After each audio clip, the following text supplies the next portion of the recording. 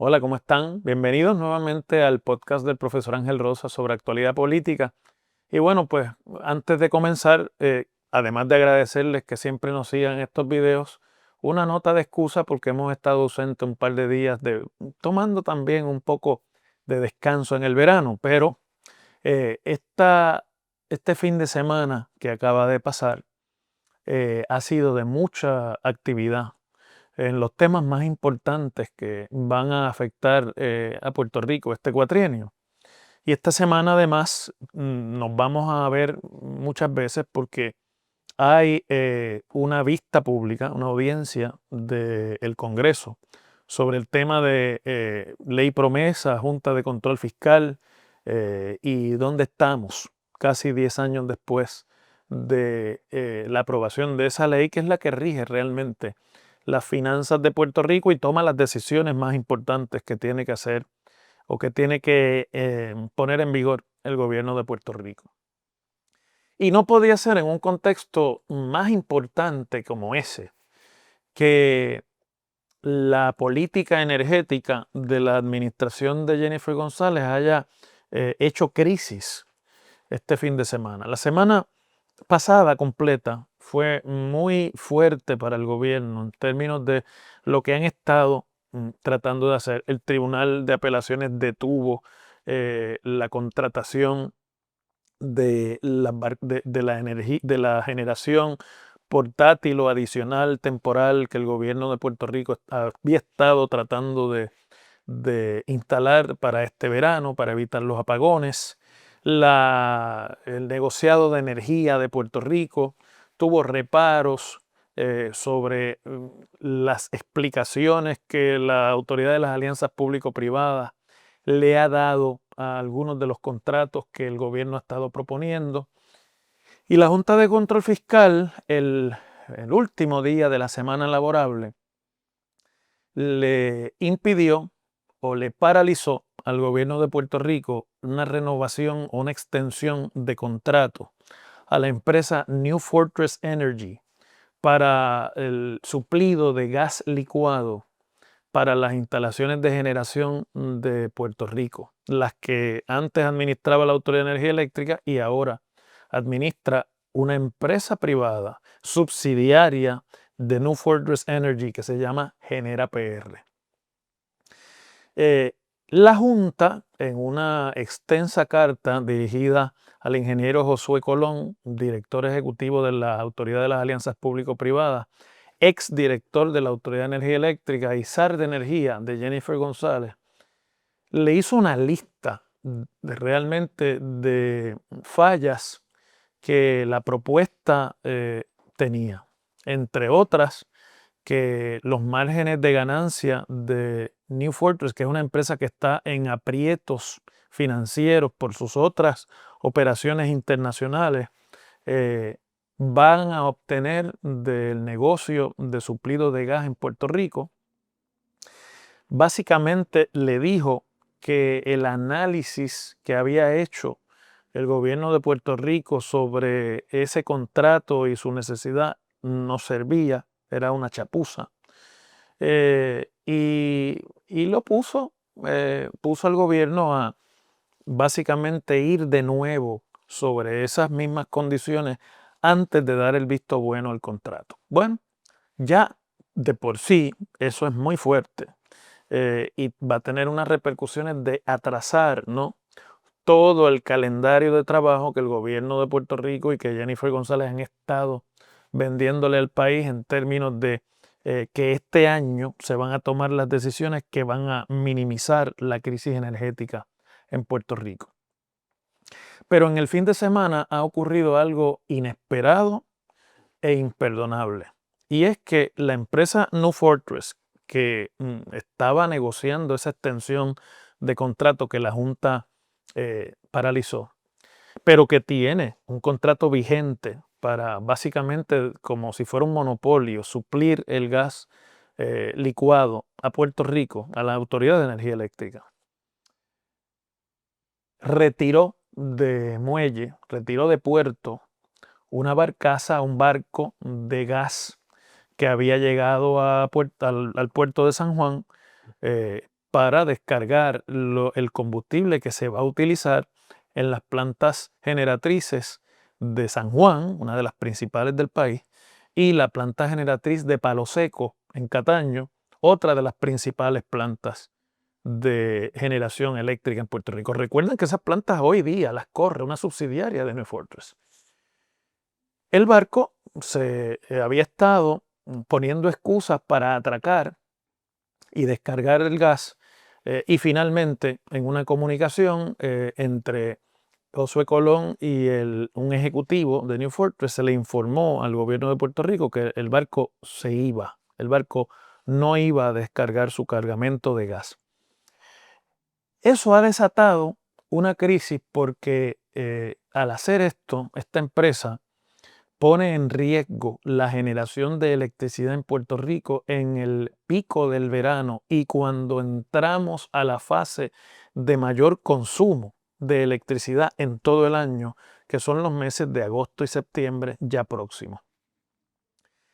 De forma que es una represalia, evidentemente, de esta compañía por la acción de la Junta de Control Fiscal de no avalar el contrato o la extensión del contrato que habían estado negociando con el gobierno y que había pasado todos los sedazos, uno no se explica por qué ni cómo, de todas las agencias de gobierno. De hecho, el gobierno de Puerto Rico alegó tarde la semana pasada que la Junta de Control Fiscal también había dado su visto bueno a ese contrato. Y la Junta, en una movida que casi nunca hace, sacó una comunicación en el fin de semana desmintiendo al gobierno de Puerto Rico. Es decir, que esto se está complicando lo suficiente como para darnos cuenta que aquí hay una madeja de intereses económicos detrás de los cuales o para los cuales la generación de electricidad y el suplido de electricidad a la población puertorriqueña es el menor interés. Aquí está todo el mundo trabajando a base de influencias, a base de cabilderos y a base de unos contratos que, por ejemplo, que la Junta paralizó obligaba al gobierno de Puerto Rico a pagar por gas aunque no se le sirviera por la empresa New Fortress Energy. Hasta ese nivel de contrato leonino es lo que se paralizó. Y la represalia es una acción inaceptable que raya en lo criminal, que está penado en las leyes federales y que simplemente con escarbar un poco sobre la acción de New Fortress de retirar esta barcaza del puerto, es fácilmente corroborable que New Fortress ha incurrido en actividad criminal en contra del pueblo de Puerto Rico. Que esto es lo grave aquí. Entonces, ¿por qué hace esto esta empresa? Pues hace esto alegando que el gobierno de Puerto Rico mantiene unas deudas atrasadas y que no había cumplido con pagarlas, pero en el fondo nos damos cuenta que está tratando de poner la máxima presión para obligar al gobierno y a la Junta de Control Fiscal en la semana en que estaba o está proyectada el próximo miércoles 16 de julio una vista para que no solamente los miembros del Comité de Recursos Naturales de la Cámara de Representantes, sino cualquier representante a la Cámara de los Estados Unidos que tenga interés en el tema, vaya allí a poner presión sobre la Junta. De hecho, la citación del comité, que ya cuando yo les estoy hablando ha salido publicada, evidencia que solamente habrá 3 deponentes. Uno de ellos es el director ejecutivo de la Junta y otros 2 son funcionarios técnicos y analistas del Congreso. Yo no tengo la menor duda, y creo que cualquiera que lo mire por encima no debe tenerla, de que esta es una vista de encargo, solicitada principalmente por los bonistas de la Autoridad de Energía Eléctrica, que están insatisfechos por la tardanza en resolver el pleito de reestructuración de deuda de la Autoridad de Energía Eléctrica de Puerto Rico, que están tratando de socavar a la Junta de Control Fiscal en el Congreso Republicano y que han conseguido, a base de influencia, que este comité, que es presidido por un abogado, ahora congresista, que ha dedicado toda su vida al negocio de la energía, principalmente, pues les otorgue. Y allí va a llegar cualquier legislador, cualquier congresista y va a poder poner una banderilla, y todos sabemos cómo funciona el Congreso de los Estados Unidos en cuanto a la venta de influencia, sobre las acciones de la Junta, que alega: yo no puedo terminar esta reestructuración porque las condiciones que los bonistas están exigiendo y el repago de los 8.500 millones de dólares que ellos exigen va a dejar imposibilitado a Puerto Rico de hacer las inversiones futuras en su sistema energético. Y yo digo más, va a obligar a encarecer el precio de la electricidad tanto en Puerto Rico en los próximos meses, que los puertorriqueños en los próximos años, que los puertorriqueños terminaríamos pagando 45 y hasta 50 centavos el kilovatio hora por el servicio de electricidad en Puerto Rico, algo que dejaría al país en la ruina y que haría prohibitivo el servicio. Entonces, aprovechando esa presión, este ejecutivo y esta compañía de New Fortress Energy, que preside Wesley Edens, que había hecho expresiones en marzo pasado cuando consiguió varios acuerdos con el gobierno de Puerto Rico, como por ejemplo enmendar el contrato de Genera PR, que es subsidiaria de New Fortress, para que las bonificaciones que están supuestas a pagársele por ahorro energético, que ellos no van a conseguir, se convirtiera en un pago de 110 millones de dólares en 10 años, lo cual dejaría una ganancia de capital para una empresa que de lo contrario no podría cobrar ninguno de esos bonos porque no ha hecho ni la inversión ni el calendario favorece el que se haga, se consigan los cambios en la estructura de generación que permita esos ahorros. Pues, y fue a donde sus bonistas y le dijo: nosotros hemos hecho el negocio del siglo, esta enmienda es una enmienda extraordinaria, nosotros vamos a tener además la buena pro del gobierno de Puerto Rico para seguirles vendiendo gas, además de administrar la flota generatriz. Y todo eso,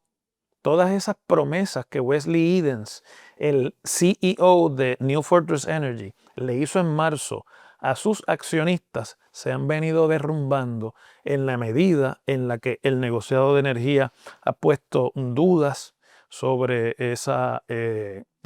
enmienda. De hecho, el negociado no lo aprobó, la enmienda al contrato, en la medida en la que la Junta ha paralizado el contrato que él le prometió a los bonistas, a sus accionistas le garantizaría el suplido de gas a Puerto Rico por los próximos 15 años. Y en la medida en la que las proyecciones suyas en términos de vender y operar instalaciones en Puerto Rico, pues no van a dejar la ganancia que ellos esperaban.